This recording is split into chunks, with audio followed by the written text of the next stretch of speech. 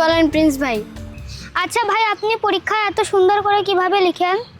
আমি যতটুকু জানি আপনার তো তত পড়ালেখা ভালো না, তাহলে কিভাবে এত সুন্দরভাবে লিখতে পারেন? আমাকে একটু বলবেন কি? শুনতে চাও? হ্যাঁ। তাহলে চলো আমরা যেতে যেতে শুরু করি। পরীক্ষা ভালো হওয়ার জন্য 3টা কাজ করে থাকি। নাম্বার 1, পরীক্ষার আগে মা বাবার থেকে দোয়া নেই। নাম্বার 2, পরীক্ষার আগে যেই সাবজেক্ট ওই সাবজেক্ট আমি ভালো করে পড়ি। নাম্বার 3, পরীক্ষার হলে ঢুকে গল্প গুজব না করে দরুদ শরীফ পড়তে থাকি। আমি আরেকটা কাজ করি, একটা দোয়া পড়ি। তুমি কি সেটা শিখবে? হ্যাঁ। তাহলে শোনো, রব্বি জিদনি ইলমা। এটা পরীক্ষায় বেশি বেশি করে পড়বা, তাহলে তোমার পড়া মনে থাকবে আর তোমার পরীক্ষায় ভালো নাম্বার পাবে। আচ্ছা আহানা ভাই, আপনাকে অনেক ধন্যবাদ। ঠিক আছে, তো চলো আমরা সামনের দিকে যাই।